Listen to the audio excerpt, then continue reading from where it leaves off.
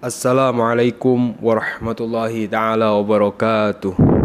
Alhamdulillahirabbil alamin, hamdan na'imin, hamdan syakirin, hamdan yuafi ni'amahu wa yukafi mazidah. Allahumma sholli ala sayyidina Muhammadin al-Fatihi lima ughliqa wal khatimi lima sabaqa nasiril haqqi bil haqqi wal hadi ila siratikal mustaqim wa ala alihi haqqa qadrihi wa miqdarihil azim, amma ba'du. Para jamaah kaum muslimin dan muslimat dimanapun Anda berada, yang senantiasa selalu saya doakan, semoga Anda panjang umur, sehat walafiat, berkah rezekinya, selalu dimudahkan segala urusannya, diberikan solusi dari segala permasalahan hidup Anda, keluarganya dijadikan keluarga yang sakinah, mawadah warahmah, anak-anak Anda dijadikan anak-anak yang soleh, solehah, amin ya robbal alamin. Para jamaah yang dirahmati oleh Allah, dalam menjalani kehidupan ini tentu tidak sedikit dari kita yang terkadang terbesit dalam benak kita itu putus asa. Terkadang kita merasa bahwa hidup ini begitu berat, ujian bertubi-tubi, ujian ekonomi terkadang berupa usaha yang gak lancar, jualan gak laris-laris, gitu kan. Kebutuhan gak tercukupi, hutang numpuk di mana-mana, di bank, di rentenir, di pinjol dan lain-lain, masya Allah. Ada yang diuji keluarganya berantakan, setiap hari cekcok dengan anak dan istri. Intinya banyak sekali. Terkadang seseorang itu mendapatkan ujian atau mendapatkan hal yang kurang menyenangkan sehingga terkadang orang terbesit dalam hatinya putus asa.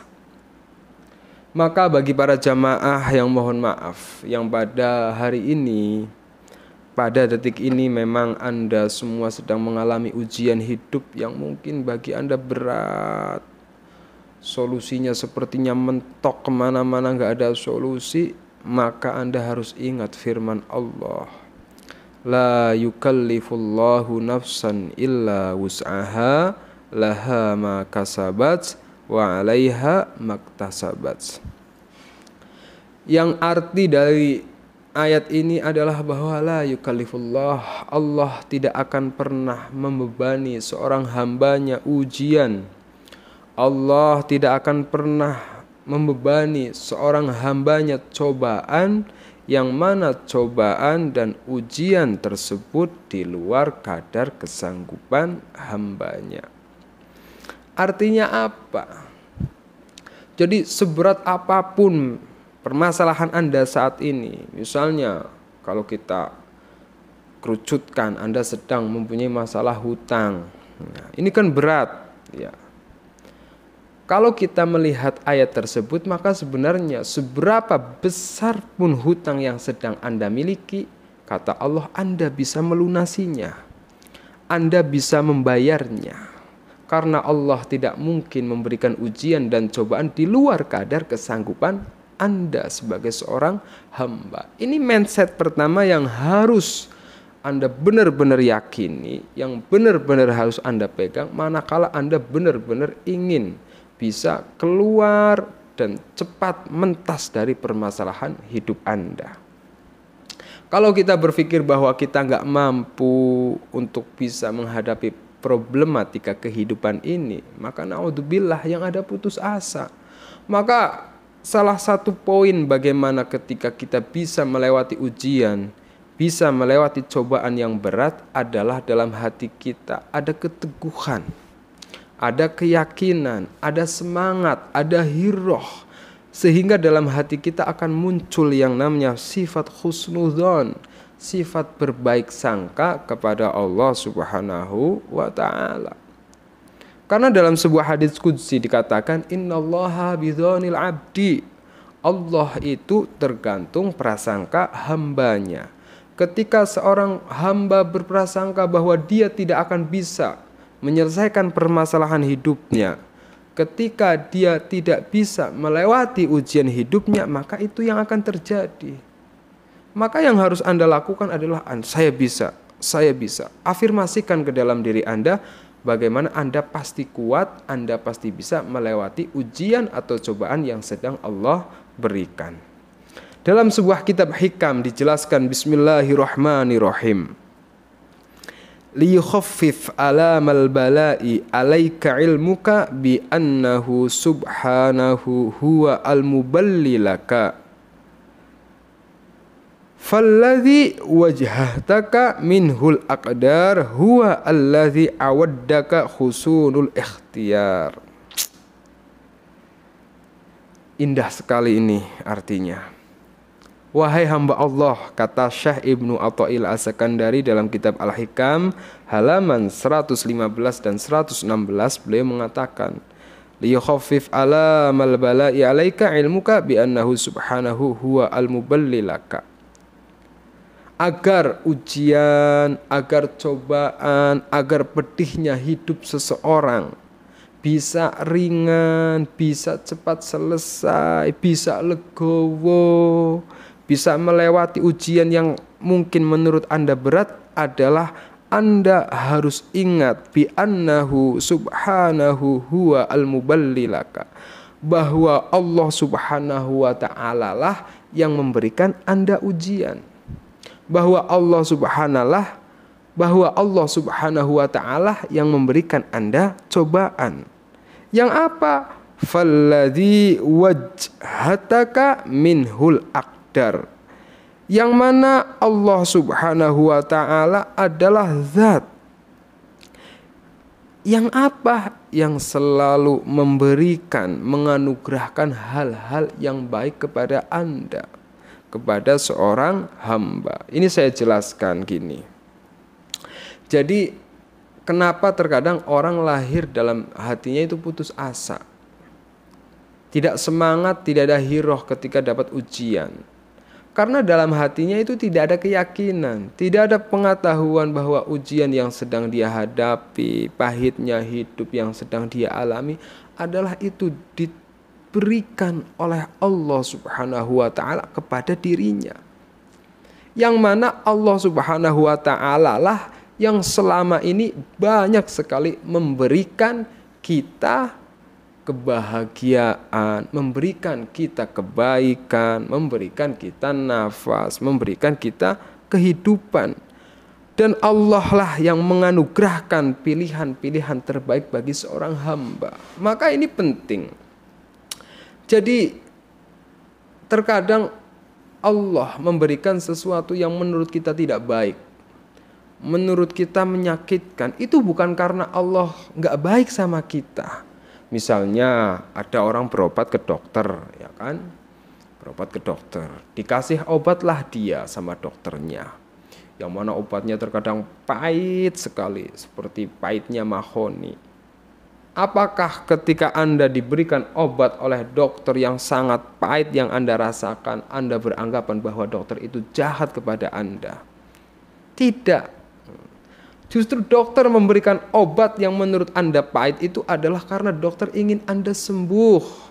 Dokter ingin Anda bisa beraktivitas dengan normal. Begitu pula Allah subhanahu wa ta'ala.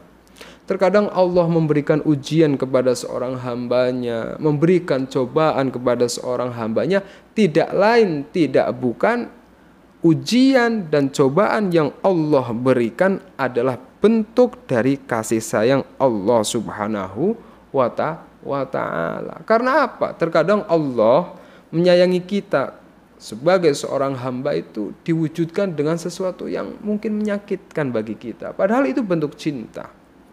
Misalnya ketika seseorang disayangi oleh Allah dengan keberlimpahan harta, dengan lancarnya rizki, keluarga yang sakinah, mawaddah, warohmah, ini orang malah jauh, nggak mau sholat, nggak mau melakukan perintah Allah. Maka karena Allah sayang, hancurkanlah usahanya, rezekinya jadi seret dan lain-lain. Agar apa? Agar dia mau taqarrub kembali kepada Allah subhanahu wa ta'ala. Jadi bentuk kehancuran ekonominya itu adalah kasih sayang Allah subhanahu wa ta'ala. Maka dalam lanjutannya di kitab ini dijelaskan man dzanna ing fikaku lutfihi an qadarihi fadzaka likuduri nadrihi, yang artinya barang siapa yang mengira terlepas kasih sayang Allah sebab turunnya ujian kepada dirinya, maka yang demikian itu disebabkan karena piciknya, dangkalnya dan pandangan imannya. Naudzubillah min dzalik. Artinya ketika seorang hamba dapat ujian, dapat cobaan, kemudian dalam hati Anda terbesit, Allah nggak sayang sama saya, Allah nggak peduli sama saya, Allah nggak baik sama saya, maka di sini diterangkan fadzaka likusuri nadrihi. Orang yang beranggapan bahwa ketika dia dapat ujian dalam hidupnya, kemudian dia beranggapan bahwa Allah tidak sayang, tidak cinta kepada seorang hamba, maka di sini disebabkan pandangan seperti itu muncul karena picik atau dangkal imannya seseorang. Naudzubillah min dzalik. Nah, ini penting Anda ketahui. Poin-poinnya bisa Anda simpulkan bahwa segala apapun yang terjadi dalam kehidupan Anda itu minallah, dari Allah Subhanahu wa taala, yang tentu Allah menurunkan ujian, Allah menurunkan cobaan, tidak lain tidak bukan agar apa? Agar Anda mau mendekat kepada Allah, taqarrub kepada Allah, lebih rajin beribadah, lebih rajin berzikir, lebih rajin bersolawat kepada Allah Subhanahu wa ta'ala. Ya misalnya banyak sekali orang-orang di luar sana yang terkadang putus asa ya. Ada ujian, hutang nggak terbayar, putus asa, hingga terkadang sesat di jalan yang dibenci oleh Allah, melakukan pesugihan, bahkan tidak sedikit yang kemudian mengakhiri hidupnya karena itu tadi, tidak ada keyakinan bahwa yang sedang terjadi itu dari Allah Subhanahu wa taala. Maka solusi yang terbaik adalah taqarrub, kembali kepada Allah Subhanahu wa taala dengan bagaimana kita memperbaiki hubungan kita dengan Allah. Mungkin selama ini hubungan kita dengan Allah itu kurang baik. Kita jarang melakukan perintahnya. Ketika kita melakukan perintah Allah pun juga terpaksa. Kita banyak melakukan apa yang dilarang oleh Allah, yang dilarang oleh Rasulullah. Kita terabas, kita jalankan hal-hal yang dimurkai oleh Allah. Nah inilah, maka dengan ujian, dengan cobaan inilah Allah sedang ingin, Allah memanggil kita. Orang biasanya kalau dipanggil misalnya, hai fulan, dia nggak mau nengok, ya udah timpuk aja dengan batu, jebret baru dia mau nengok. Nah, selama ini kita dipanggil dengan Allah, kita dipanggil oleh Allah dengan banyaknya nikmat. Kita bisa bernafas, ini kan Allah sedang memanggil kita agar kita bersyukur. Kita sedang melihat, Allah sedang memanggil kita dengan kita bagaimana bisa melihat agar kita bersyukur. Kita bisa bernafas, kita bisa gerak, ini adalah semua panggilan Allah.